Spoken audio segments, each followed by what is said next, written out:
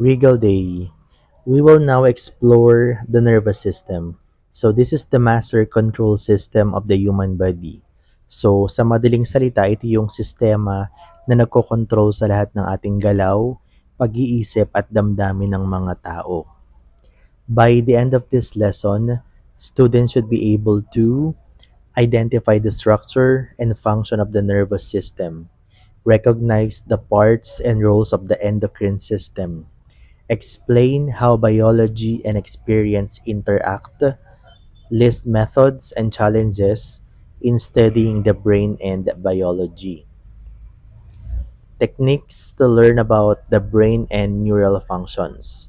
So, scientists, they study the brain by number one, lesion, stimulation, recording.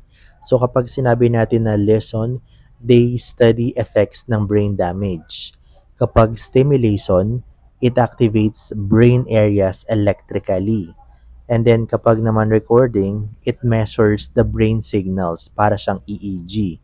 So lahat ng nabanggit natin, ginagamit to para malaman yung function ng mga bahagi ng utak.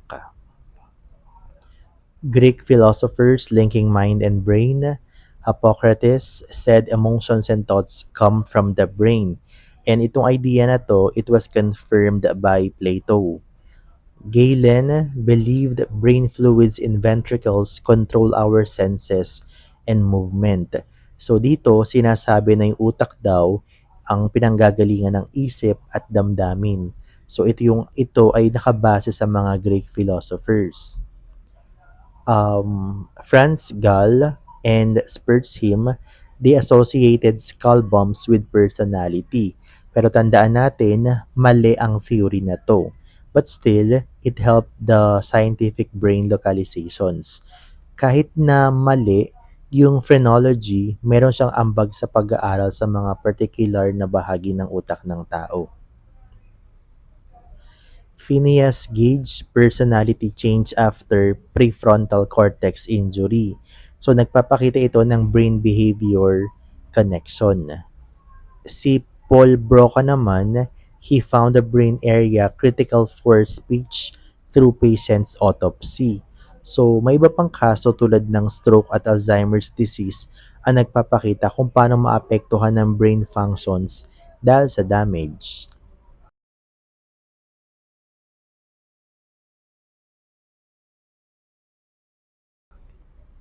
Santiago Ramon y Cajal, he proved that neurons are separate cells that transmit information. Yung neuron, ito yung pinakamaliit na unit na bumubuo sa nervous system natin. Wilder Penfield stimulated brain areas to map motor functions. Water has studied brain simulation in animals to either start or stop the functions. So itong stimulation na to ginamit para malaman kung anong bahagi ng utak yung nagpapagalaw sa katawan. EEG, the measuring brain waves. Yung EEG, nire-record nito yung electrical brain activity via scalp electrodes to analyze sleep, epilepsy, or cognition. So, sa pamamagitan ng EEG, nare-record natin yung brain waves habang nasa iba't ibang estado ang utak. The brain imaging techniques, the CAT scan shows 2D X-ray slices or brain lesions. Ang MRI, it creates detailed images using magnetic field. fMRI, it measures oxygen changes during the brain activity. The PET scan, it detects metabolic functions using radioactive tracers. So, ito yung mga iba't ibang imaging na nagpapakita ng detalye sa brain anatomy at yung mga functions or activities nito. For the neuron structure,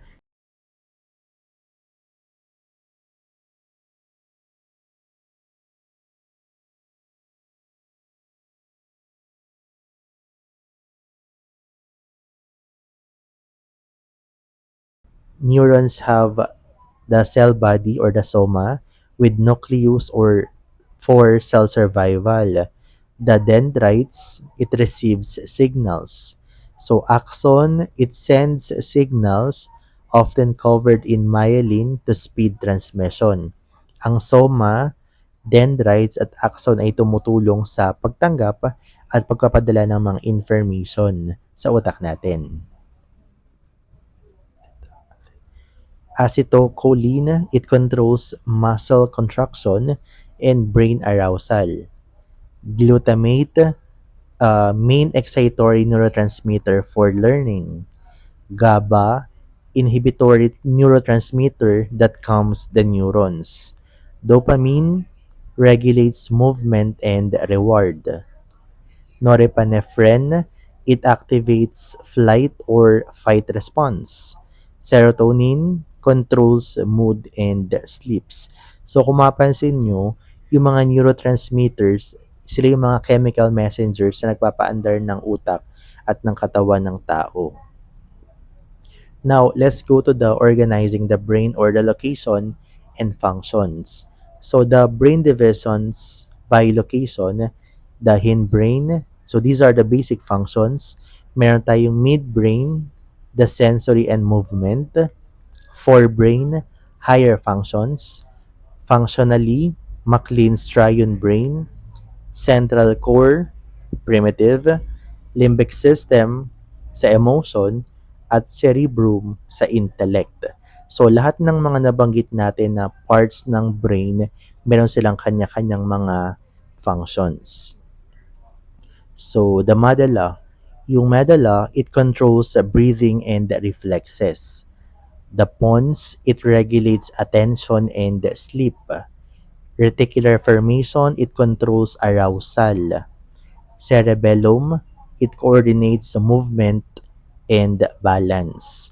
So, yung hindbrain, ito yung tumutulong sa mga matatagal na gawain tulad ng paghinga at yung pagbabalanse. The superior and inferior colliculi relay sensory information and control eye movement. Substantia nigra is part of the dopamine pathway, damage in Parkinson's disease. Ang midbrain, mahalaga to sa sensory processing at movement control. Thalamus, sensory relay to cerebrum. Hypothalamus, it controls hunger, thirst, autonomic nervous system, and endocrine system through pituitary gland.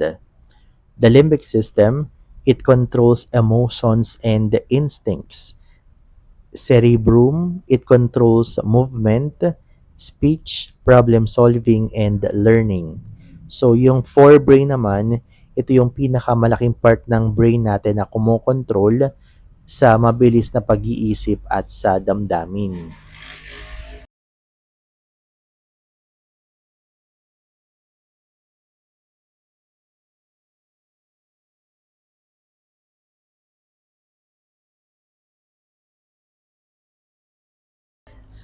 The nervous system overview, the CNS or the central nervous system, brain and spinal cord.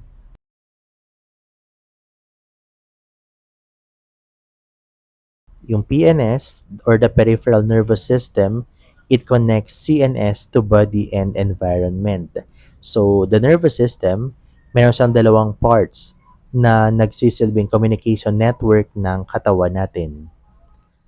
Somatic NS, it controls voluntary movements and reflexes.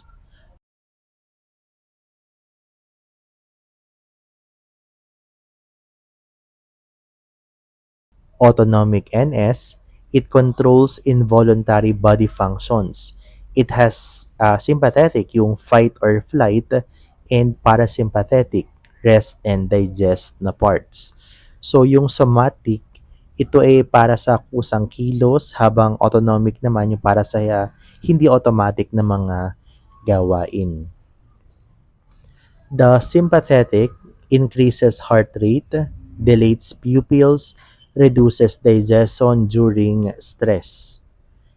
Parasympathetic slows heart rate, constricts pupils, stimulates digestion to rest the body. So magkaiba yung epekto ng dalawang sistema para mapanatili ang balanse ng katawan. Introduction to endocrine system. The endocrine system is made of glands releasing hormones into the blood to regulate body functions and behavior.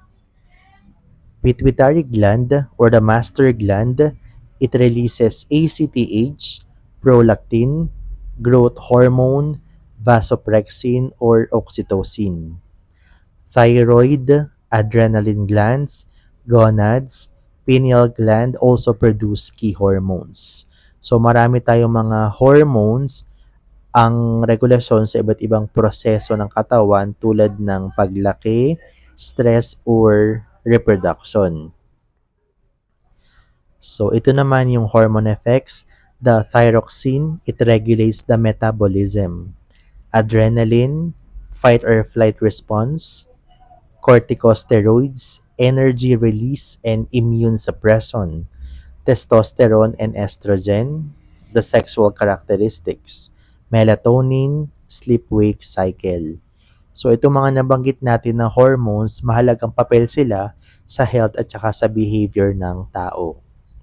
So in today's lesson, we learn the structure and functions of the nervous and the endocrine systems and yung interaction nila kung paano mag-regulate yung human behavior and body.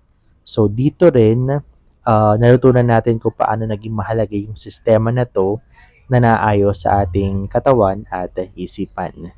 So that's all for this module. Thank you for your attention.